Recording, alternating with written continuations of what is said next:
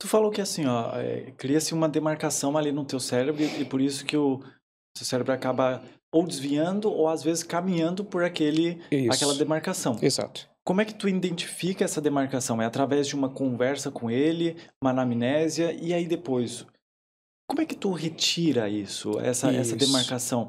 Tu entra no inconsciente, no subconsciente ou até mesmo no consciente da pessoa para ser resolvido aquilo? Sim, exatamente.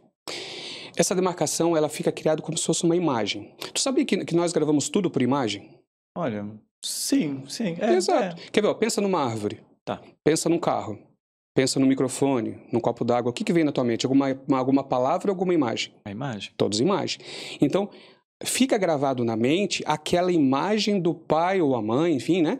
Falando que não tem o dinheiro e o x-salada. Então, ou seja, ela vai criando conexões, sinapses, né? Vai criando essas conexões neurais de que o x-salada, por exemplo, o lanche, é uma coisa que eu não posso ter sempre porque minha família não tem dinheiro. E isso leva para a vida. Então, chega em algum momento que precisa ressignificar. O que é ressignificar? Criar ou até mesmo trazer novas imagens para sobrepor aquela. E como é que é feito, assim? Através da hipnose daí. Isso. É- Vamos lá. vai lá. Vamos ver. Hipnose é foco e concentração. Ok, sim. Né? Não é mágica, místico, religioso, sobrenatural, nada disso. Na hipnose, nós levamos a pessoa a um relaxamento profundo, mas não é dormir, ela não esquece as coisas ou alucina a ponto de falar ou fazer algo que não queira. Ah, mas eu vejo na internet que as pessoas comem cebola. Depois eu vou explicar melhor como funciona isso, mas a mente ela entra no estado alterado de consciência, que é o quê? É o estado de relaxamento físico que nos dá acesso a algumas informações a nível subconsciente, por exemplo. Ou seja, essas informações. Quando temos acesso a isso, nós criamos uma solução para aquele problema.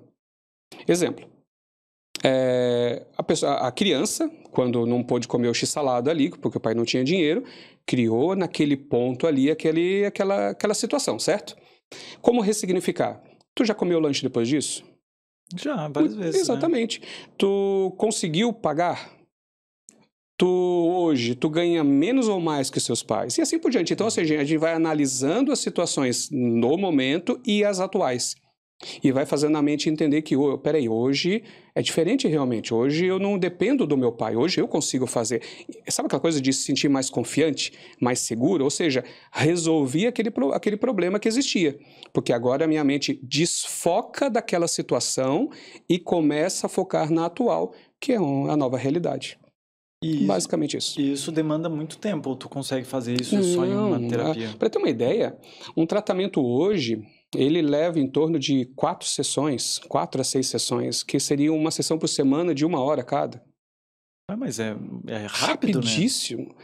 É muito rápido. Para ter uma ideia, ansiedade, que é um grande mal muitas vezes, né? Até o mal do século, foi, né, recolocado algum tempo atrás, se resolve em 1, 2 sessões. Crises de ansiedade, pessoas que vão parar no hospital com crise de ansiedade achando que está tendo uma parada cardíaca que se assemelha muito aos sintomas. A gente consegue resolver muitas vezes em 1 sessão. Como é que tu resolve uma ansiedade de uma pessoa? Vamos lá. Existem várias técnicas.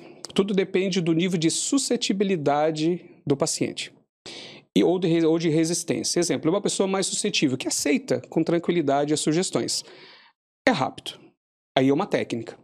Quando a pessoa é mais resistente, mais crítica, mais aquela coisa assim, não, eu não acredito muito, vamos ver o que dá, aí nós vamos utilizar outras técnicas. Aí talvez demore um pouquinho mais.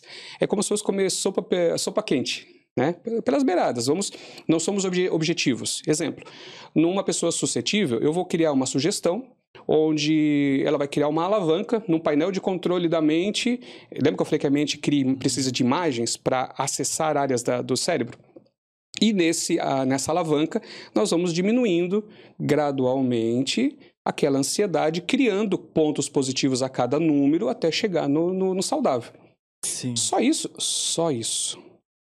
Mas, David, é eficaz? Como eu disse, eu já fiz mais de 15 mil atendimentos, então todos têm seu resultado positivo exatamente porque foi ressignificado, ou seja, de uma forma metafórica, a mente entende que aquele problema que era o problema em si, Ele foi resolvido porque foi feito algo que a mente entendeu, assimilou e aceitou como controle. Ou seja, ela começa a utilizar os novos parâmetros que foram colocados.